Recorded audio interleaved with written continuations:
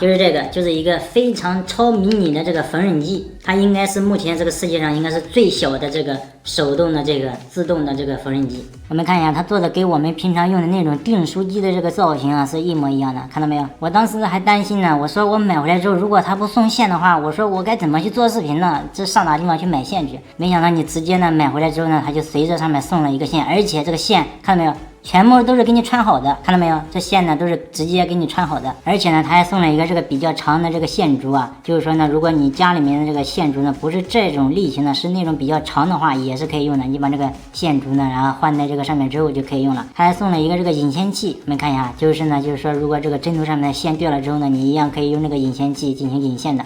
实际呢，它用的方法非常简单，我们看一下，你把这个要补的衣服，然后呢，就是说弄好之后呢，对这一放，然后呢，这个呢就像订书机一样，我们看一下啊，然后呢，它下面呢有一个这个弹簧的这个夹子一样的这个东西啊，我们把这个东西呢往上面搬，然后呢夹住这个衣服，看到没有？好的，就像这样一样，对，然后呢夹住这个衣服之后，我们就可以这样按了，然后呢就可以缝补了。哎，可以用呀，这不是可以用吗？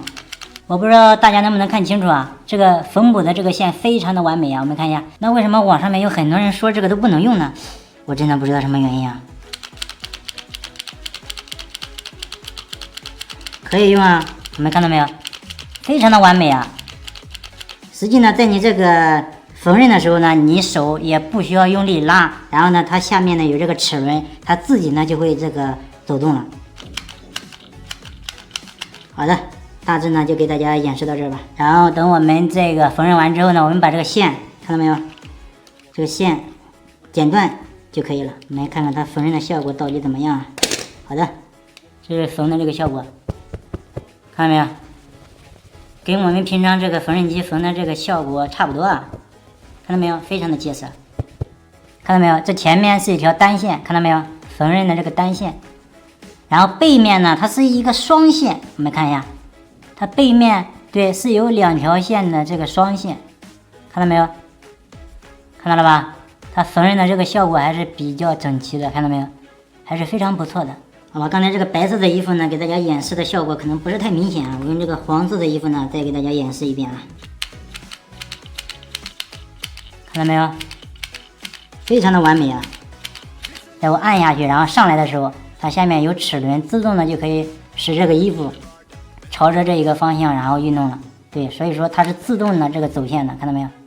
所以说你不需要有任何方向这个拉扯的力，看到没有？对，真的是非常实用的，缝纫的效果还是比较好的啊，和我们平常用这个缝纫机缝纫的效果也是一样的啊，没有什么差别。好吧，我们把下面的这个东西打开，我们看一下，它这下面呢是有这个跟着你这个布自动走线的这个齿轮的，就是说在你这个按压的同时呢，它可以同时带着你这个衣物这个衣服呀，然后呢布向前面进行自动的这个走线，看到没有？然后呢这个下面的这个装置，对不对？这是最关键的。我觉得呢，这个超迷你的便携式的这个缝纫机呢，确实是非常实用的。它确实能够使你的这个衣服非常方便的进行缝合，而且非常的小，非常的便携啊。但是呢，我就不明白网上面关于这个产品的这个差评啊非常多，而且很多人说它不能用。就是呢，我在做本期视频之前呢，我到网上面看这个产品的这个使用说明的时候呢，就看到很多人给差评啊，说不能用，是垃圾啊等等。